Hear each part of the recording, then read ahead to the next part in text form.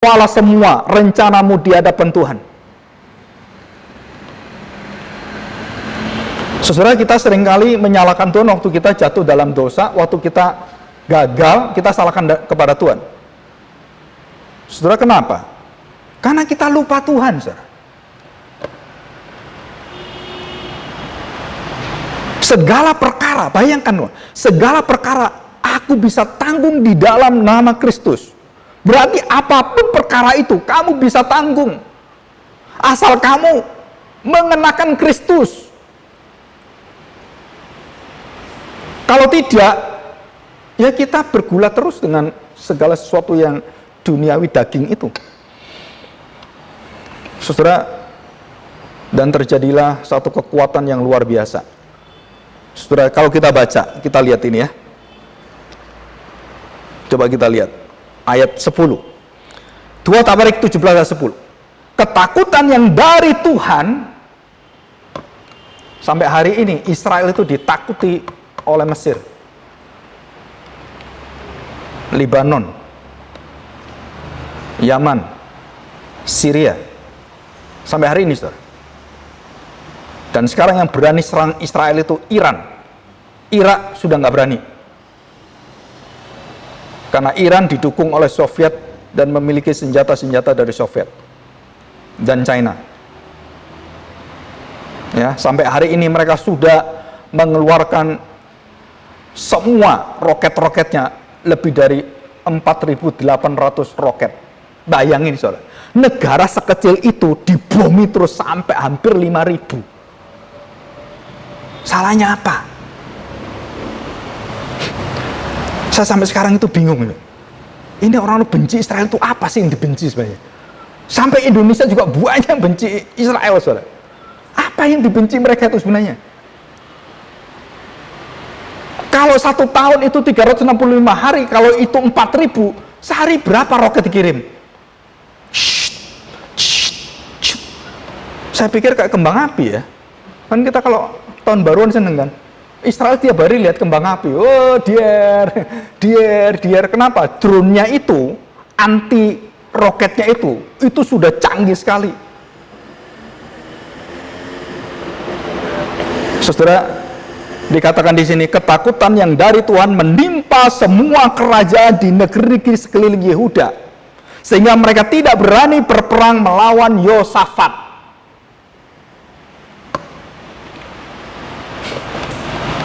Dari antara orang Filistin ada yang membawa kepada Yosafat persembahan sampai mereka takut, mereka sampai apa ya namanya itu ya, kalau orang Chinese itu ngeswe ya, ngeswe itu merayu, takut diperangi, ngasih hadiah aja. Ya jangan perangi saya, ini dia kasih hadiah, ini nih. Sampai seperti itu, saudara. Dan semua raja-raja itu kasih semua persembahan ke Yosafat. Sehingga Yosafat tambah kaya, tambah karu-karuan kayanya, saudara. Ya. Ayat 12. Ini ayat yang dipakai oleh gereja-gereja yang sangat senang dengan keberhasilan, saudara. Ini ayatnya. Yosafat makin lama makin kuat, menjadi luar biasa, kuat luar biasa. Abraham juga sama, makin lama makin kaya, dan semakin kaya, sangat amat kaya. Wah, itu ayat-ayat yang seperti ini, itu namanya Prosperity Bible. Saya punya Prosperity Bible khusus, nggak tahu 10 tahun yang lalu ya, saya beli, setebel ini. Jadi isinya itu janji-janji Tuhan yang luar biasa semua. Dipilih, Alkitab itu dipilih yang janji Tuhan yang luar biasa, lembah pujian, nah itu dikumpulin terus dijadikan satu. Nah mereka punya kitab itu. Pendeta-pendeta di Amerika itu yang seneng prosperity gospel, healing semuanya, itu bacanya itu, saudara. Tapi yang penderitaan apa nggak dibaca. Ayub nggak ada, saudara. Yang ada ini nih, kayak gini nih yang ada. Yosafat makin lama makin kuat, menjadi luar biasa kuat di Yehuda yang membangun benteng-benteng dan kota-kota perbekalan. Banyak perbekalannya di kota-kota Yehuda. Orang-orang perangnya ada di Yerusalem, semuanya pahlawan yang gagah perkasa. Wah, saudara, kekayaan, kehormatan semua, sampai semua takluk pada dia, datang pada dia. Dan bukan hanya itu, saudara, benteng-benteng didirikan, dan bukan hanya benteng-benteng, orang-orang yang di sekitar benteng itu gagah perkasa. Tapi Tuhan itu Tuhan yang tidak diatur oleh manusia. Waktu Tuhan memberikan berkat yang begitu limpah seperti ini, keadaan kondisi yang berlimpah ruah seperti ini, dan kamu melupakan Tuhan, karena kekuatan yang dari Tuhan, Tuhan hancurkan semua.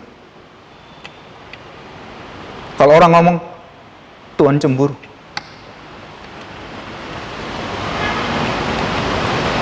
Saudara, Bapak tadi yang saya ngomong, kenapa Bapak cari Tuhan setelah terpuruk? Waktu Bapak dalam sukacita, Bapak berdiam semuanya. Ya kayak saya pikir kalau seneng ya nggak perlu berdoa, Pak. Doa itu kalau susah, nah itu salah kita. Waktu sukacita nggak mau doa, waktu susah doanya sepanjang hari. Kenapa Tuhan kadang-kadang diamkan doa kita? Karena engkau sudah diamkan Tuhan lama dalam doa. Ya, Tuhan mengokohkan kerajaannya dengan luar biasa. Ya, Saudara, ada satu kata hati yang penting di sini dikatakan tabah hati. Yosafat itu memiliki hati yang tabah. Saudara, waktu saya lihat di dalam Alkitab dalam bahasa Ibrani-nya, arti tabah itu adalah dia memiliki hati yang selalu berkenan kepada hati Tuhan. Walaupun dia nggak bisa terima, walaupun dia sulit menerimanya, dia tetap tabah menerimanya. Jadi tabah itu artinya apa? Bearing, stand to bear. Mau menerima walaupun nggak masuk akal, walaupun nggak enak, dia tetap terima. Dan Tuhan katakan, jika kamu menerima apapun dan tanpa alasan, aku akan memberkati engkau. Dan dikatakan di situ, dia tabah hati, berjalan sesuai dengan perkenan Tuhan. Nah, saudara, ini menunjuk, istilah ini menunjuk kepada satu kata yang dipakai oleh Bapak Surgawi waktu Yesus dibaptis. Dan Bapak mengatakan, inilah anakku yang kukasih, kepadanya lah aku tabah. Kepadanya lah aku memberikan tabah hatinya, kenan. Nah, itu arti tabah, saudara. Jadi Yosafat mendapatkan hati Tuhan, perkenan Tuhan. Mengapa dia bisa tabah? Karena tabahnya dia itu ada kuasa kenan dari Tuhan. Dan disitulah dia berani membuang semua bukit-bukit pengorbanan, dia buang semuanya. Baal-baal dia buang semuanya. Tetapi masih ada sisanya dan tidak semuanya. Nah, saudara, jadi satu yang kita harus teladani dari Yosafat adalah Yosafat waktu memelihara kerajaannya, kota-kotanya, dia tidak memelihara dengan orang-orang yang hebat-hebat, tidak, saudara. Dia mengutus pembesar pengajar firman Tuhan. Saudara, ini luar biasa. Ya. Ya, coba kita lihat itu ya. Pembesar mereka semua mengajar firman Tuhan. Nah, saudara, ini coba kita lihatin. Ya. Ayat 7, 17 ayat 7. Pada tahun ketika pemerintahannya yang mengutus beberapa pembesarnya, yakni Ben-Hail, Obadja, Zakaria, Netaneel, dan Mika untuk mengajar di kota-kota Yehuda. Jadi, semua penduduk kota-kotanya itu dilindungi dengan apa? Firman Tuhan. Kalau keluargamu mau kuat, didiklah anakmu firman Tuhan. Suruh baca firman Tuhan, suruh merenungkan firman Tuhan, karena jika dia di dalam kelemahan, dia akan mencari Tuhan, mencari firman Tuhan, bukan mencari dunia. Kalau dia mencari dunia, kemakan iblis dia. Dia harus datang pada firman, dia harus datang pada Tuhan. Dan itu diajar oleh siapa? Oleh pembesar-pembesar. Dan diutuslah mereka. Bukan ngajari perang. Bukan, saudara. Mengajari firman Tuhan. Loh, Pak, kalau saya orang tua nggak ngerti firman Tuhan, nah belajar kamu. Saya lagi punya cita-cita yang nggak muluk-muluk, saudara. Semua pria di sini, orang tua semua, termasuk istri, harus ngajar firman Tuhan. Untuk siapa? Anak-anaknya. Soalnya kalau tidak, saudara, yang ngajar anak kita siapa? temannya, dunia, dan semuanya. Dan kita kehilangan hati anak-anak kita nanti. Dan kita belajar apakah nanti mendatang GPRI akan, saya lagi berpikir, mohon pada Tuhan, remaja dan sekolah minggu nanti yang mengajar semua suami di sini menjadi bapak. Kita tidak mencari guru-guru dari luar. Kita akan gilir. Jadi remaja, sekarang ini sudah ada remaja, ada beberapa orang remaja, dan itu harus dididik. Bagaimana didiknya? Saudara, kita bertanggung jawab, bukan saya nggak mungkin. Ada 3 kelas di sini kan, khotbah, remaja, terus anak kecil. Saya nggak mungkin. Bagaimana mungkin? Pak, orangnya sedikit, bagaimana mungkin? Minta pengerja dari Tuhan. Terus saya tanya, ada nggak di sini yang kerja? Banyak ini. Ini semua kan siap semua. Nah, masalahnya saudara, kita harus mau untuk mendengarkan dan mau dibentuk oleh Tuhan. Saudara, kalau saudara bisa mengajar firman Tuhan, saudara bergumul dengan firman Tuhan, dan saudara bisa merasakan firman itu hidup, dan melihat anak-anak kita dipimpin oleh firman, seperti Yosafat, saudara, itu satu kebanggaan yang surgawi yang luar biasa. Satu hati yang sakit hati dari Musa, itu cuma satu, saudara. Saudara tahu apa artinya? Dia paling terluka pada waktu bangsa Israel meninggalkan Tuhan. Musa itu sampai nangis-nangis di hadapan Tuhan. Dia sampai memohon Tuhan, jangan binasakan bangsa ini Tuhan. Engkau ingat janjimu Tuhan. Engkau setia, engkau mau menerima mereka waktu mereka bertobat Tuhan. Tuhan, mohon condongkanlah hatinya mereka Tuhan. Kalau kita tidak pernah mengalami anak kita jauh dari kita, melawan Tuhan, kita nggak pernah kerasa memohon, mencondongkan hati, saudara. Tapi Musa 40 tahun tiap hari dihantam terus, dicaci maki terus. Bayangkan seorang pemimpin, saudara, terus disalahkan terus. Kenapa kamu seperti ini? Kenapa nggak ada makan? Bisa suntuk, bisa bunuh diri itu. Nggak kuat, saudara. Siapa yang kuat? Tapi Musa hatinya lembut sekali, saudara, bisa nerima orang-orang yang seperti ini. Kenapa? Ini kan umatmu Tuhan, ini kan umat perjanjianmu, kau panggil mereka. Bukan saya Tuhan, ini kamu Tuhan. Tuhan Musa kembalikan pada Tuhan. Ini kan milik-milikmu. Sesuai dengan janjimu. Malu kamu Tuhan. Mau ngomong gitu Musa, saudara. Tuhan gak malu gitu. Kalau mereka mati semua, gimana janjimu? Umatku di mana? Kamu bunuh sendiri, kamu janji di mana? Dan Tuhan mengatakan, aku menyesal Musa. Wah, luar biasa kan?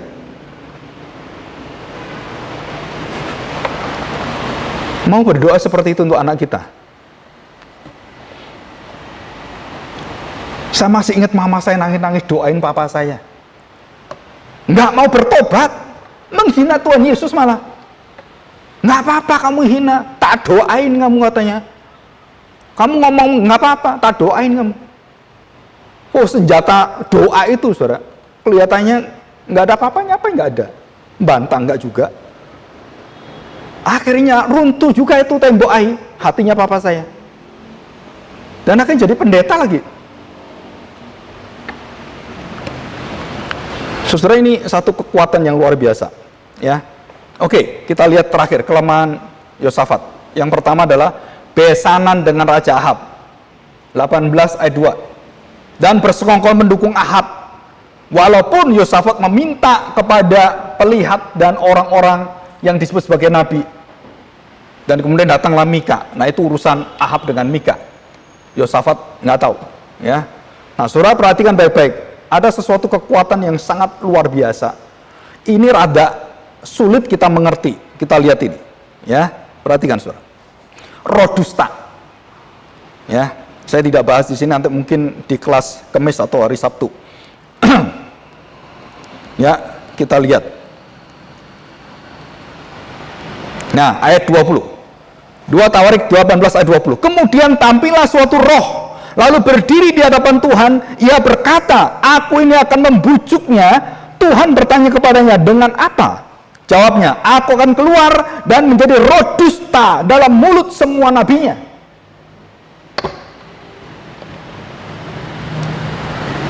Ia berfirman, biarlah engkau membujuknya, dan engkau berhasil pula, keluarlah dan perbuatlah demikian.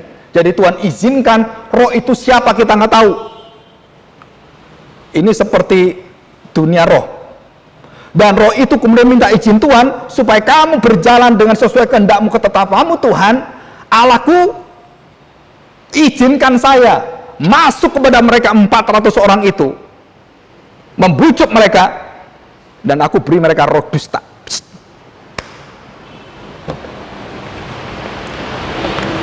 Saya baca ini, ayat ini ngeri, saudara. Semua orang yang berani melawan Tuhan, siapa yang nyertai? Roh siapa yang nyertai? Daud menghitung tentara, saudara masih ingat ya, dalam Tawarik juga. Dan kemudian Tuhan mengatakan, aku mengutus roh jahat kepada Daud. Saudara, Allah itu berdaulat luar biasa. Karena 400 nabi ini tidak mau berbicara firman Tuhan, maka roh itu datang mengatakan, aku matangkan hati mereka, binasakan sekalian. Jadi kalau orang sudah disertai roh dusta, pendusta Allah, pendusta Roh Kudus, saudara, itu artinya apa? Itu adalah game point, game over. Selesailah semua nabi-nabi itu. Dan roh dusta itu ada dalam mulut mereka dan hati mereka. Roh dusta yang dari Allah, dikatakan dengan jelas ayat 22. Saya bacakan. Karena itu sesungguhnya Tuhan Yahweh telah menaruh roh dusta ke dalam mulut nabi-nabi ini, sebab Tuhan telah menetapkan untuk menimpakan malapetaka kepada kamu.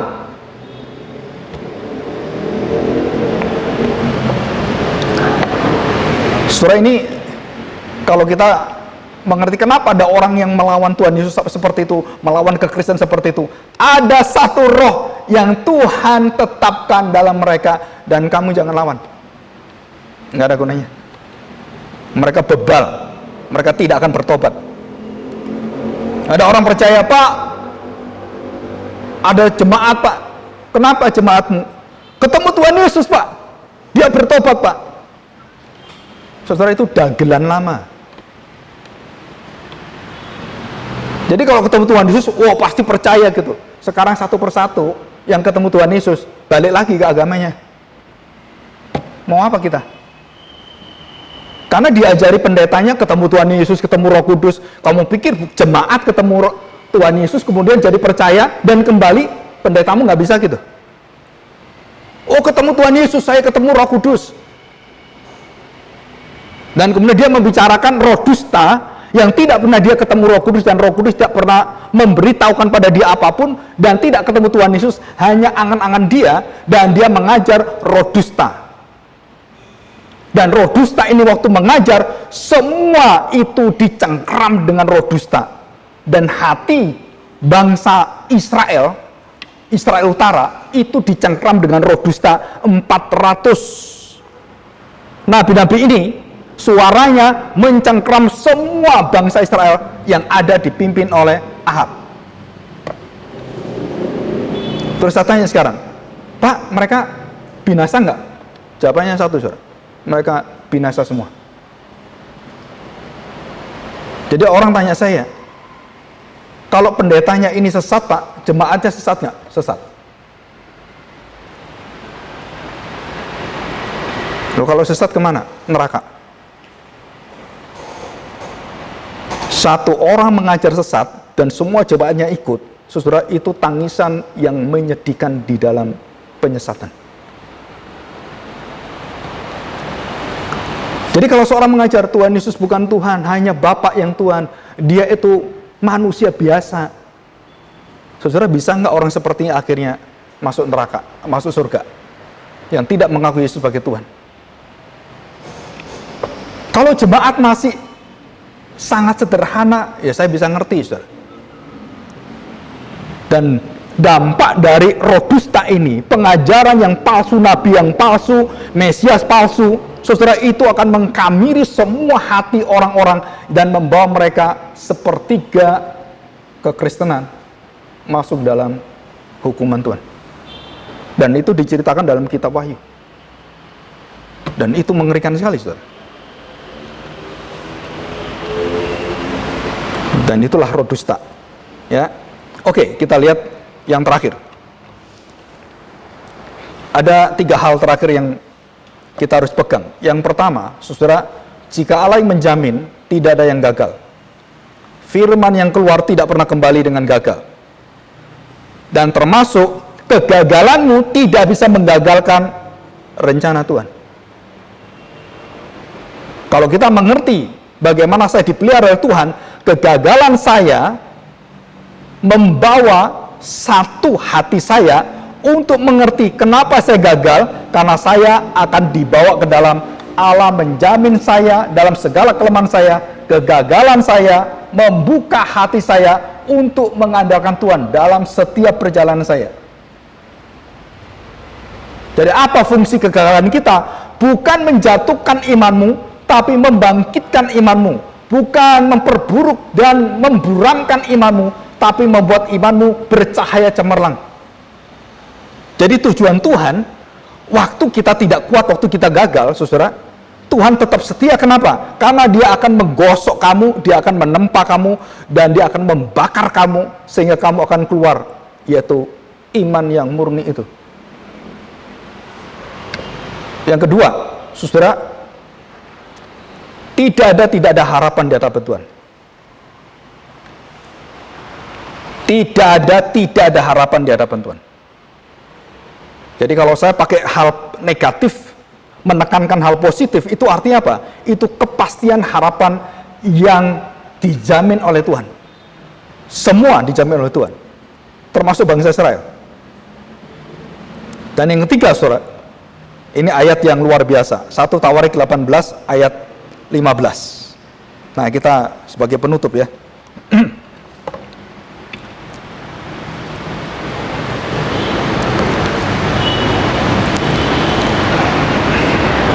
2 Tawarik 18 ayat 15, saya baca ya. Tetapi raja berkata kepadanya, sampai berapa kali aku menyuruh engkau bersumpah, supaya engkau mengatakan kepadaku tidak lain daripada kebenaran. Ayat yang ke-17, kemudian Raja Israel berkata pada Yosafat, bukankah telah kukatakan kepadamu, Mika bin Yimla itu tidak pernah ia menubuatkan yang baik tentang aku, melainkan hanya malapetaka. Maka kata Mika, sebab itu dengarkanlah firman Tuhan, aku telah melihat Tuhan sedang duduk di atas tahtanya, dan segenap tentara surga berdiri di sebelah kanannya dan di sebelah kirinya. Dan Tuhan berfirman, siapakah yang akan membujuk Ahab, Raja Israel, untuk berperang, supaya ia tewas di Ramot Gilead? Maka yang seorang berkata begini, yang lain berkata begitu. Kemudian tampillah roh dusta mempengaruhi 400 orang. Ya, dan itu akhirnya terjadi. Nah, kita lihat ini. Saudara, kita lihat pada ayat yang ke pasal 20, ya. Pasal 20. Ayat yang ke-17 ya. Dalam peperangan ini tidak usah kamu bertempur, hai Yehuda dan Yerusalem, tinggallah berdiri di tempatmu dan lihatlah bagaimana Allah memberikan kemenangan kepadamu. Janganlah kamu takut dan terkejut, majulah besok menghadapi mereka. Jadi secara fisik yang menghadapi tentara-tentara musuh itu siapa? Yehuda. Tapi yang berperang siapa? Tuhan, saudara. Tuhan akan menyertai kamu. Lalu berlututlah Yosafat dengan mukanya ke tanah, seluruh Yehuda dan penduduk Yerusalem pun sujud di hadapan Tuhan dan menyembah Dia. Wah, saudara, ayat 19. Kemudian orang Lewi dari Bani Kehat dan Bani Korah bangkit berdiri untuk menyanyikan puji-pujian bagi Tuhan Allah Israel dengan suara yang sangat nyaring. Keesokan harinya, pagi-pagi mereka maju menuju padang gurun Tekwa. Ketika mereka hendak berangkat mau berperang, berdirilah Yosafat dan berkata, dengar hai Yehuda dan penduduk Yerusalem, percayalah kepada Tuhan Allahmu dan kamu akan tetap teguh, percaya juga kepada nabi-nabinya dan kamu akan berhasil. Setelah ia berunding dengan rakyat, ia mengangkat orang-orang yang akan menyanyi nyanyian untuk Tuhan dan memuji Tuhan dalam pakaian kudus yang semarak pada waktu mereka keluar di muka orang-orang bersenjata sambil berkata, nyanyikanlah nyanyian syukur bagi Tuhan, bahwasanya untuk selama-lamanya kasih setianya, yang kita nyanyikan tadi.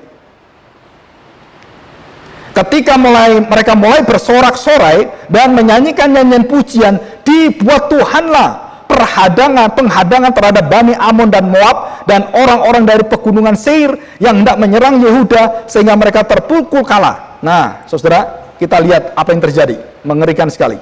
Lalu Bani Amon dan Moab berdiri menentang penduduk pegunungan Seir, hendak menumpas dan memunahkan mereka. Segera sesudah mereka membinasakan penduduk Seir, mereka saling membunuh.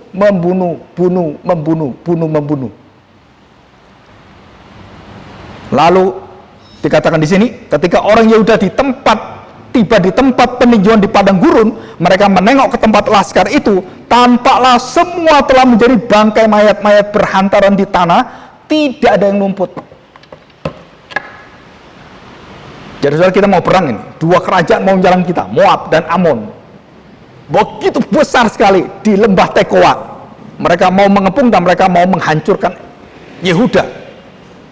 Dan Tuhan berkata, kerjaanmu cuma satu. Apa kerjaanmu? Apa kemenangan kita? Tadi saya katakan teologi syukur.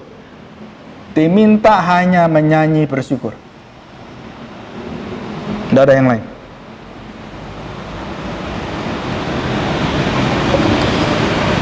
Dan Tuhan urusi semua. Kalau kita kebalik, Tuhan kamu yang bersyukur, saya ngurusi semua. Kita selalu mencampuri apa yang Tuhan berikan, dan kita tutup Tuhan mencampuri kita. Tapi Tuhan mengatakan, kamu diam, nyanyi saja. Dan kemudian Tuhan gerakkan satu tentara dengan tentara yang bunuh, cep, dan semua mati tergeletak, tidak ada yang hidup.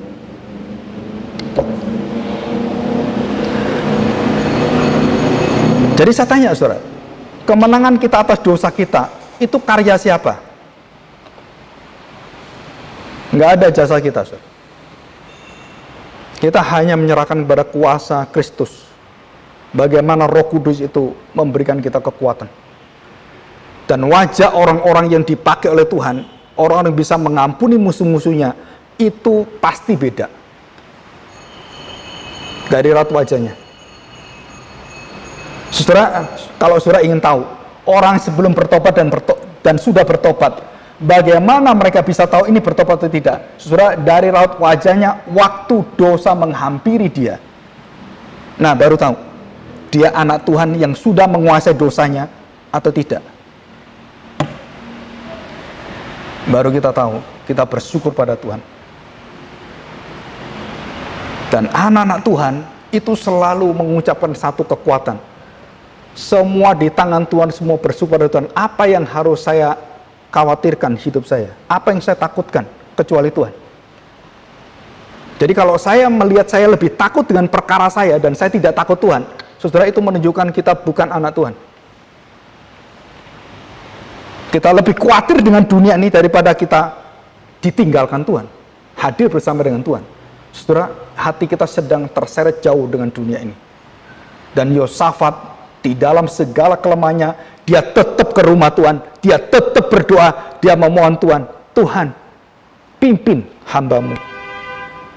Seorang raja mempunyai kekuasaan dan semuanya, itu punya satu dosa yang luar biasa besar, seperti Daud juga sama.